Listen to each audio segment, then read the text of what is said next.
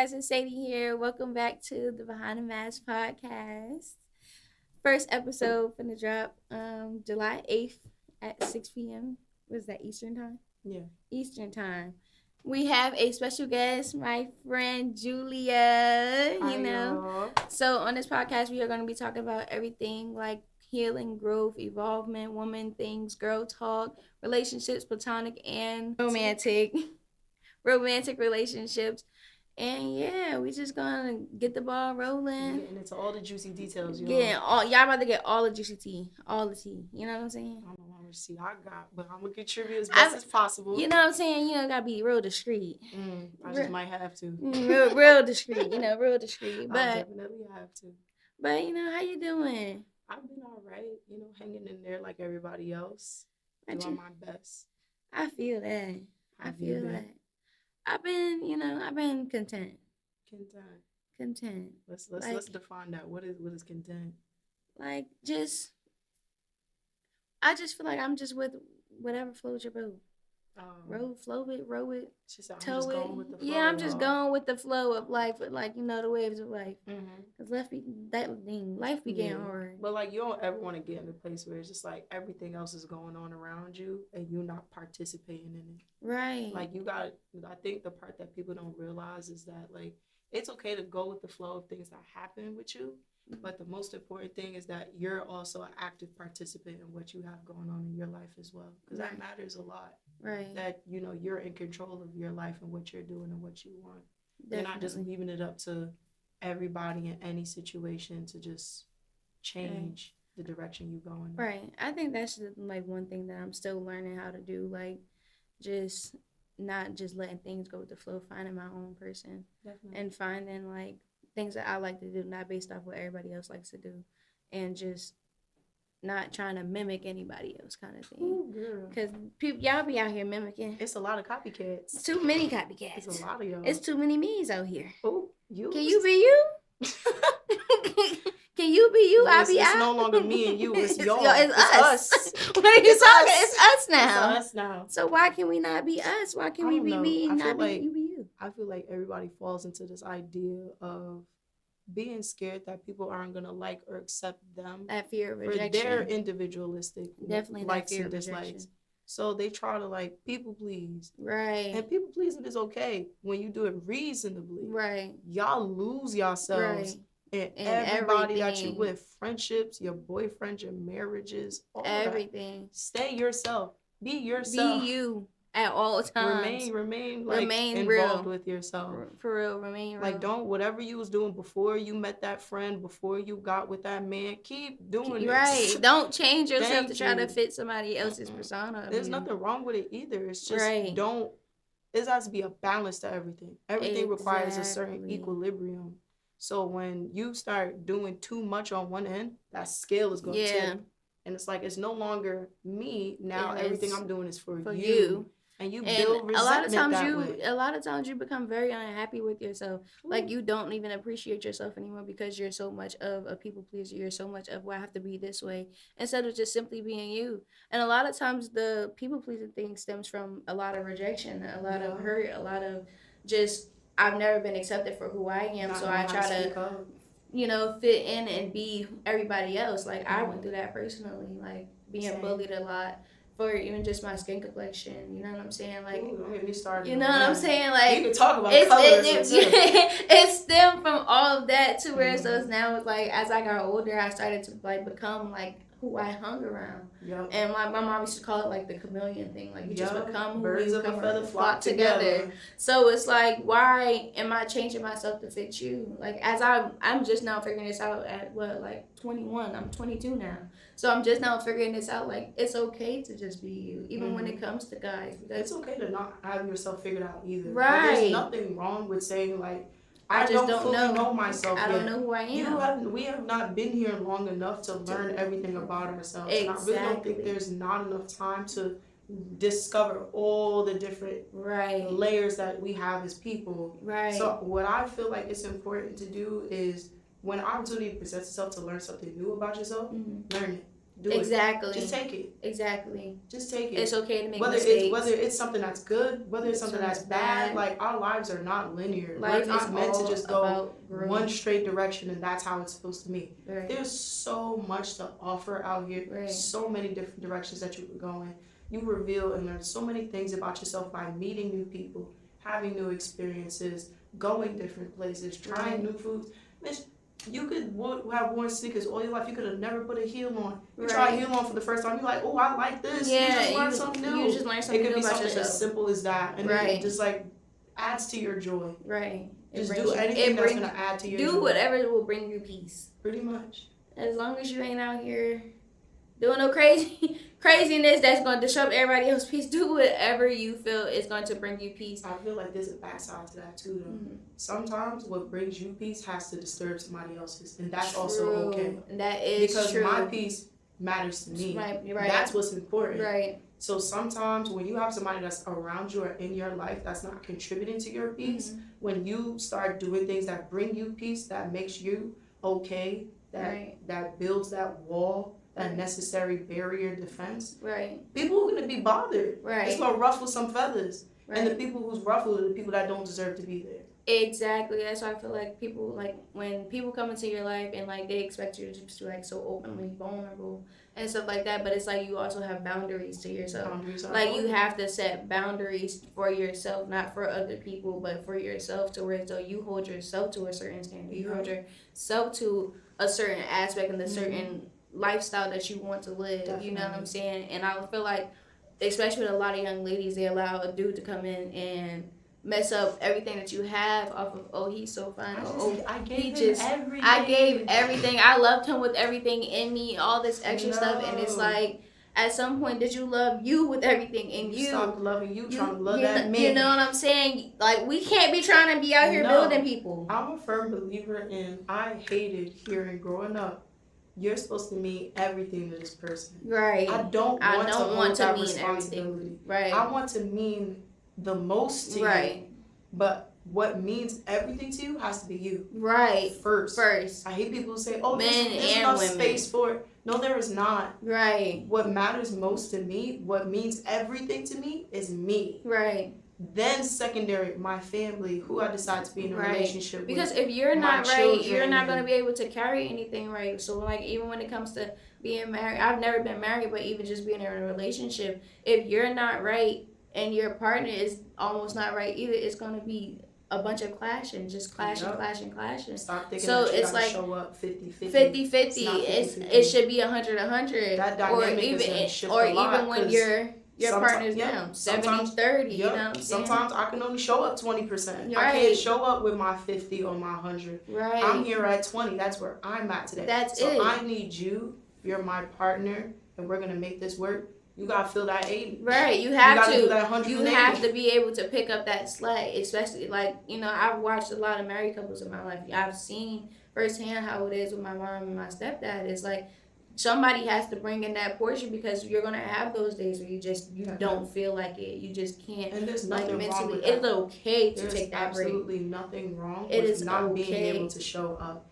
It is very, very, very important to know, to not feel guilty for not showing up. Well, speaking of that, I just learned. Yes, I feel like we as women, we go through that, but we still do anyway. Mm-hmm. But a lot of the time, sacrifice.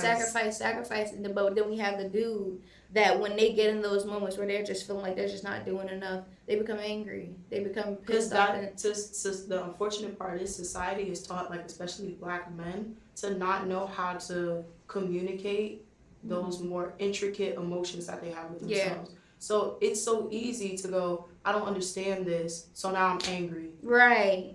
Because that's like one of the most basic natural reactions, to be angry, to be scared, to be happy, to be hungry and stuff like that. We go back to like our most basic primal level of emotion. Right. When you start to become more emotionally intelligent, you learn different ways to communicate and how to channel that and how to express it to people. So it's just like, I'm feeling angry because I'm not actually angry. I'm frustrated because I don't understand. I don't understand. And I didn't know how to talk to you about it.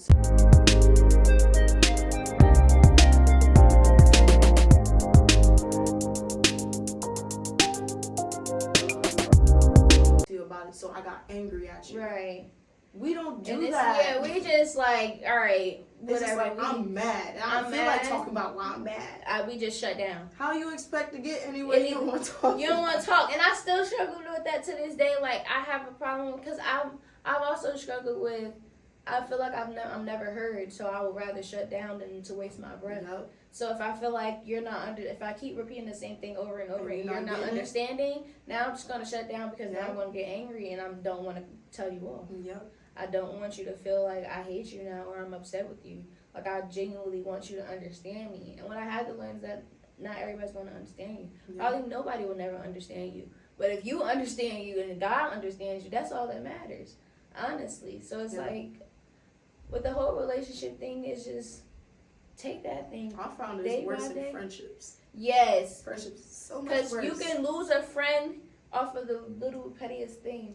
I feel like telling your friend honestly. I feel like we there's a certain there's a certain level of grace and patience that we have for our partners versus our friends. Right. And I feel like on one end, I get it, but to me that's not okay. Exactly. Because if you're gonna sit here and like we as women, we know, like we go back, we always got that one homegirl.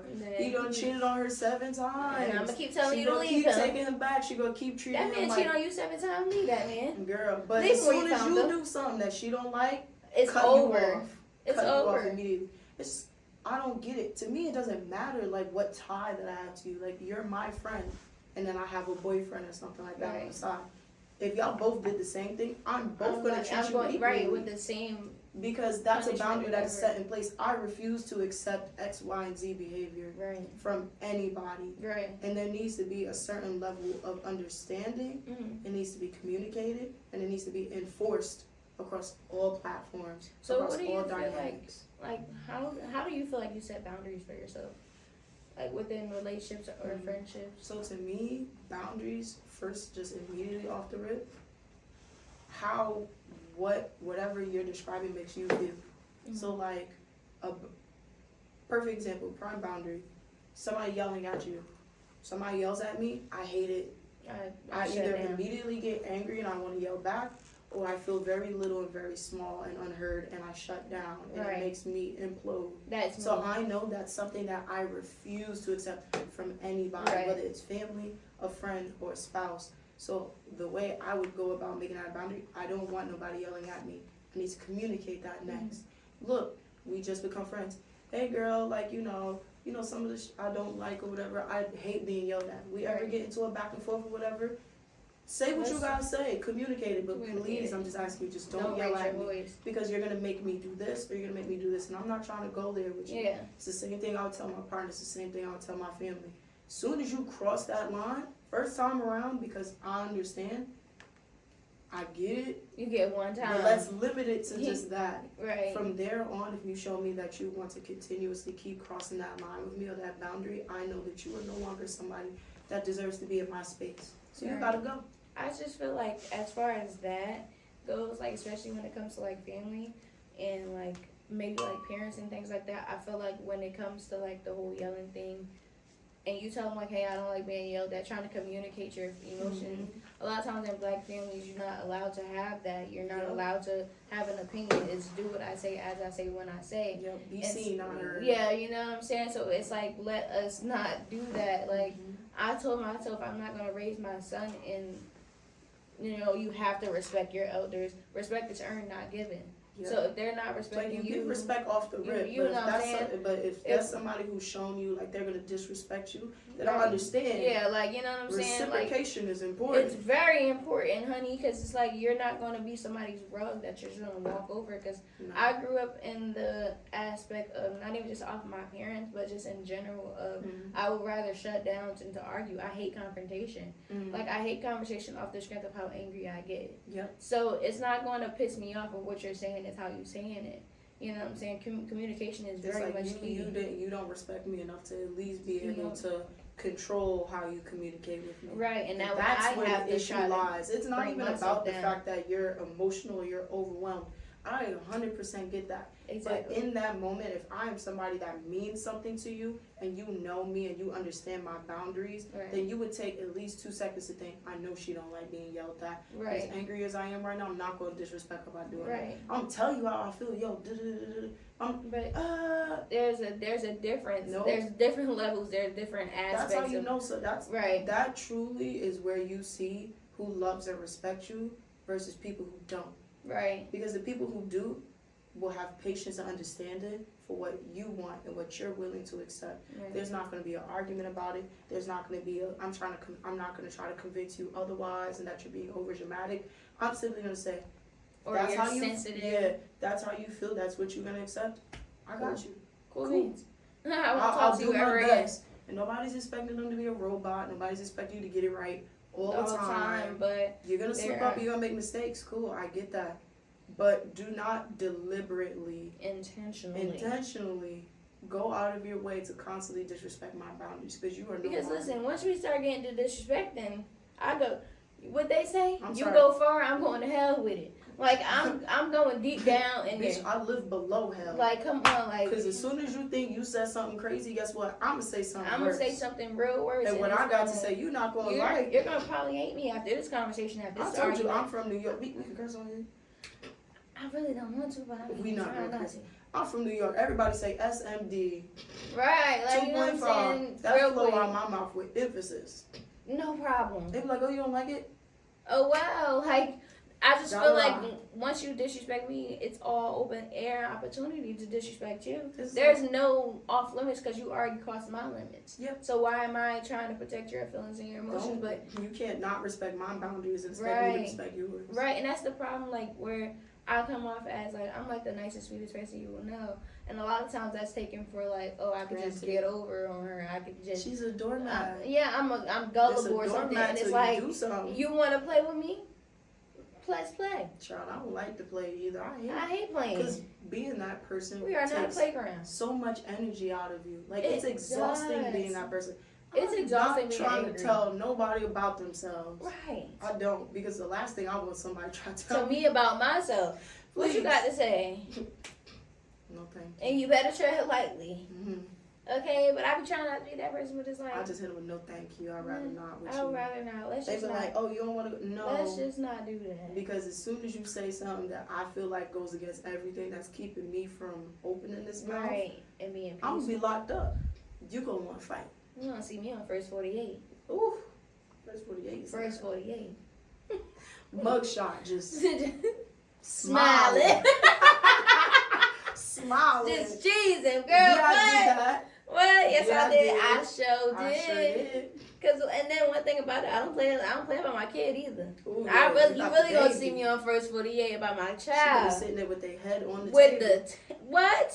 Come get this. What you say, officer? Yes, ready? I did it, and I did not care. Take me away. Just take me away. Mm-mm. Y'all can wait right here on the porch while I handle my business. Like when you had your baby, like, did you feel like a newfound sense of protection? For sure. Over him? Like, I know, like, us as people, like, we care about our safety and stuff like that. We care about our family safety, people we care about. But I heard, like, when you have a kid, it's a whole different dynamic.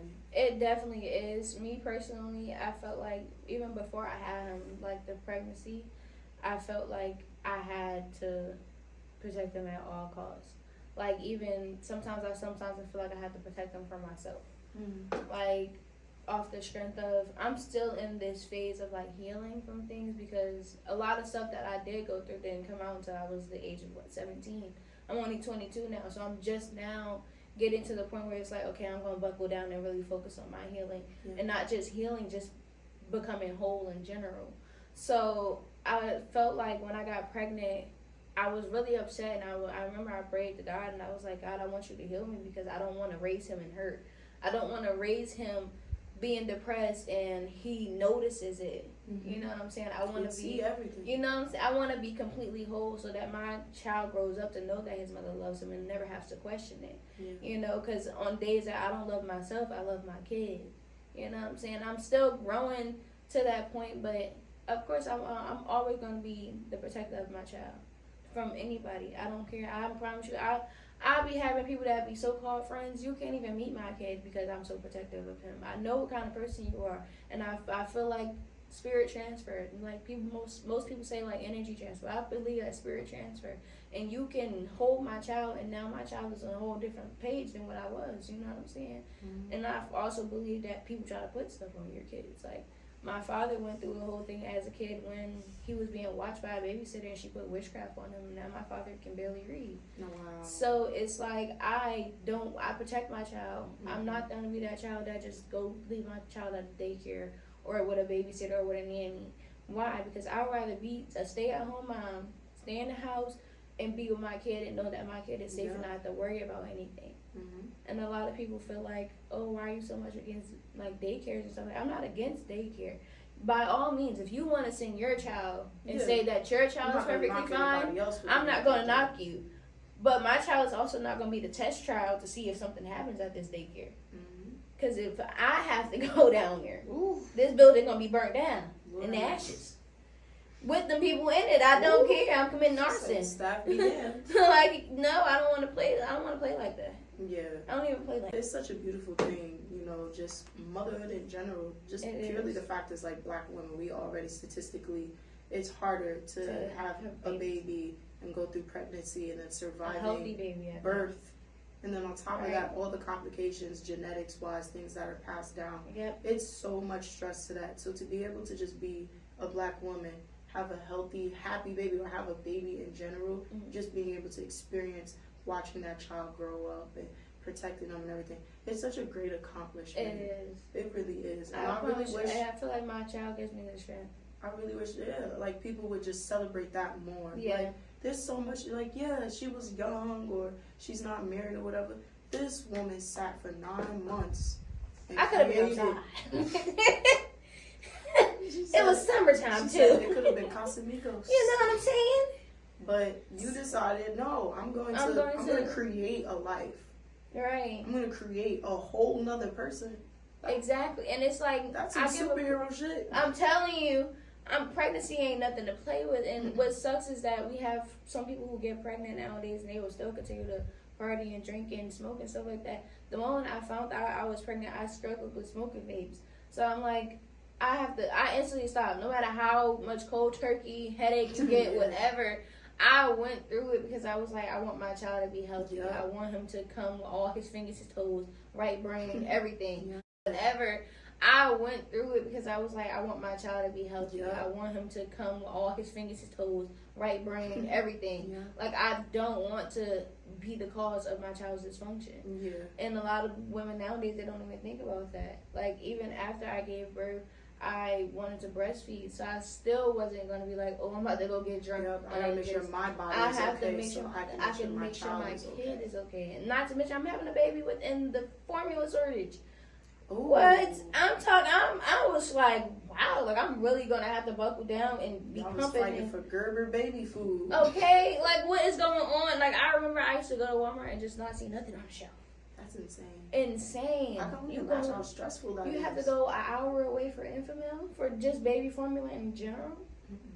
That's insane. That is. And then people were buying the baby milk off the shelf and selling it. Child, the ghetto. The ghetto. Forget the ghetto, girl. We was in famine. Yeah. We was in famine. Fruits going. You know, about the week. Why is everybody having so many kids? Oof. Y'all be having like 4, 5, 6, 7, 8 kids. No, that's what is that? Basketball? No, you got a team. I don't know what team it is, but it's a team. She said, "I'm shooting for soccer." Sure, child. You need to get up out the bed. No, I'm sorry. Pregnancy is beautiful, but I only want to experience it one time. Really? I don't know. I'm still in that headspace where I'm like, I don't know. Like, my thing is this, I don't want to experience... You had your one and done, I'm still on that anxiety of just getting pregnant, period. I think the only thing that I had anxiety about was giving birth. That's like the most terrifying thing. No, because you know how in school they show you the little wooden block and it got the holes in it? Showing how I was a big baby. I'm not going to lie. I was a little 8-pound fat little thing when I came out the womb. So I could only imagine. Girl, my baby was only 7'11". What? Yes. No, I was 8. But I was, when I was pregnant, all the way out here. I love seeing the roundness. My baby. When y'all be sitting, y'all bellies just be through the sundress. Just sit there. I be like, show off that belly, girl. Exactly. Just sitting there. Yeah. All day, just big. No, I love being skinny a little too much. I just like. I would stay like this for a little while longer. You probably won't show when you get pregnant. See, I spoke to my mom because my mom's like, yeah, you starting to get up there in age. I'm like, Miss Ma'am, I'm 23. Not too much. She's like, yeah, but this is like the acceptable age where people not gonna say you too young to have a kid. Yeah. Oh, she's 23. That makes sense. Right. So she was like, yeah, when I was pregnant with you, I didn't show till I was 8 months and my stomach came out right here. Child, I showed when I was 3 months, not even 3 months. Like 2.5 months. I feel like I'm gonna be the one in the I was literally here, stomach out the ear. Yeah, I was back broke, everything, and I was pregnant in the summertime. It was hot. My ankles are swollen. Feet hurt. I don't want no shoes. I don't want to wear no clothes. I want to be in the house in the bed, sleep. In the AC. Like the whole first trimester, I slept. Girl, talking about hot flashes. Then I'm riding around in the car. They ain't got no air conditioner. Girl, let these windows down. She said, let the air in, please. Please, I'm dying. I feel like I'm just going insane. Baby in there boiling. Right, I'm like, dang, my baby about to become stew beef. What are we doing? Corned beef and cabbage. Corned beef and cabbage. Oh, that sounds good. See, look at you. You already ready to be pregnant again. She want the great. The yellow rice. I know y'all be eating pregnant would be eating good. Eating good. And y'all don't nobody say nothing to y'all for what y'all eat. Y'all just eat everything. I was at IHOP every day. I'm a Waffle House girl. Eating steak omelets. Steak omelets? Steak omelets with strawberry pancakes with a raspberry lemonade. Oh, your son got a sweet tooth. Do he? Girl, I was at Waffle House every day. I was eating, what else I was eating? Chick-fil-A. Oh, yeah, your son bougie. Chicken. It was chicken, waffles. I know he was sick on Sundays. No Chick-fil-A No Chick-fil-A for you, honey. He said, excuse me. I hated Chinese food. What? I hated it. Wow, it made you like nauseous? Girl, I threw that thing up. I threw up General Tso's chicken. Oh. Was so mad. You didn't want no sweet and sour? No fried he rice? ain't want nothing. Only thing that I could probably eat from Chinese people was probably like they have like this coconut chicken. Bus. Oh, your son really do like sweet, savory stuff. Mm-hmm. Like that's all it was. Good luck, because your Uber bill about to skyrocket once you get a little bit bigger. I'm telling you, use legs. Walk. Mom. Walk. Uber Eats. Walk. Walk is crazy. Walk. Wow, I'm not driving you nowhere. No. I just want to be rich fly auntie. I thought I was gonna be the rich fly auntie child. I said, what? I made it 3 years. No, you sounded a little enthusiastic about having that kid. No, thank you. I've been talking about hating giving birth since I was a baby. Like, my mom's still like, you still sound exactly the same talking about kids. Don't get me wrong, I work in childcare. People be pushing 15 minutes. 15 minutes. Most people be like for their first. No, I didn't feel like I had epidural, and that was. No, you had it? Mm-hmm. No, my mom thugged it out. My mom was just like, oh, she bold. She was insane. She said I came out real fast though. She had contractions was like for a good hour or so, and then she was like, okay, you dilated, push. Here I come. It's the here I come. You. I came out 2 days early. She was sick as hell. She was supposed to be a New Year's baby. I gave birth to CJ. I gave him the 16th. He was due the 19th. See? October. Sometimes we just want to come out, a little early. You know what I'm saying? They was gonna induce me on my due date too. I was like, ooh, well, he here now. He said he coming. He said I'm here right now. But I lost my mucus plug like 2 days later. Oh wow. 2 days after they told me that, and then. Like, don't say, oh, I want to be somebody's wife. I want to be somebody's domestic wife. Like, I want to be a stay-at-home mom and stuff like that. You don't know how to cook. You don't know how to do laundry. Right. Your house is always clean. Your house is a mess. Like, you don't even know how to wash the neck of the toilet. How are you supposed to? The neck of the toilet? People don't even know what you're referring to. Ladies and gentlemen, the neck of the toilet is under the bowl. The part that goes towards the floor. And please do not skip the fact that you have to reach around back while the dirt just collects that. And get in between. It's the screws that implant the toilet into the ground. No, you gotta get around right there. Around that shit. Especially if you live with a man. So for some reason, people get back there for no reason. Will be icky sticky at all. Going there behind wash that ring in the tub. Put some soap and bleach on your rag. Tubs be looking like. Ladies, take a bleach bath. Oh no, baking soda, apple cider vinegar. Yeah. Just soak and get it all out. Just. Hey, you right. Let's not even get into hygiene and cleanliness. Woo, Lord have mercy. I went to this man's house, right? Why is your bed on the floor? You was at the box big spring age, too, or just mattress? Box spring, bare floor, carpet all roughed up and all that. I was just like, oh, this is nasty. I mind you, I still am just like, you know what? I can see past I could fix them. Right. You can't fix these bums. You can't. Once he's dirty, he always dirty. No. Once a bum, always a bum. Sorry. If you want to clean, you clean. You should not be 22, 23. You don't got no bed railings. Baby, they $19.99 on Amazon. A box spring on the floor. I was disgusted. It It was the fact that y'all, I'm like, no. Bitch, I'm the one that bought the sheets, bought the pillows. You had, what, okay. I need y'all to like comment underneath this video whenever it gets posted. Why do men only like having one pillow? Please explain to us why. I don't understand that because I need to have like 7, 8 pillows. I'm excessive with my pillows. I like to feel like I am surrounded by softness. I want to be on cloud 9. Right. Cloud Jew. You know. Yeah, cloud Jew. I'm trying to feel like I'm in heaven. Well, you know what I'm saying? I'm trying to feel like I'm sleeping with angels. Yeah. I'll go to your crib. I'm in your bed. You got one pillow. We fighting for the pillow. And your big buff arm ass is elbowing. That's how you want to live. But when y'all start getting into, you know, wanting to court and entertain women, there's certain things that we look for that gives us a yes or a no immediately. Automatically. Immediately. Off the rip. If your teeth is nasty. Your nails are dirty. Your shoes dirty. Your underwear is out. You got sweat stains. Oh, you just get too hot for me. You got white stuff in the corner of your mouth. Oh, lick it. Wipe you it. chew loud. You just smack it. You got dirt behind your ears. Wash your neck. Around your earring is dirty. Please wash your neck. If you got a nose piercing, clean it. Oh no, you know the part that gets me the most? When they blink and you see the white gook. Get that mucus out that eye. Baby, it's like, how did you not see that? How did you not see that? Get that walk straight out the house, no mirror. Your face dry. That could be fixed. I carry lotion everywhere I go. I got you, baby. No! I'm a Vaseline you up like I am am not Vaseline or nothing because you should have never walked out the house like that. It's just like, I really understand. In high school more than anything is where you start to see who falls behind on the hygiene awareness. Right. And it's not your fault. Right. It's how you was raised. It's your resources. Some people don't have money like that where their parents was able to buy them deodorants consistently, wash their clothes consistently. Right. I had a friend where I was literally sharing my deodorants with her because my dad be buying everything in bulk. I had like 5 deodorants, 10, 15 lotions, a whole bunch of pads and stuff like that. My dad would just keep it all stocked up for me. So when I used to go to school and I used to be like, why you smell like that? You don't got deodorant?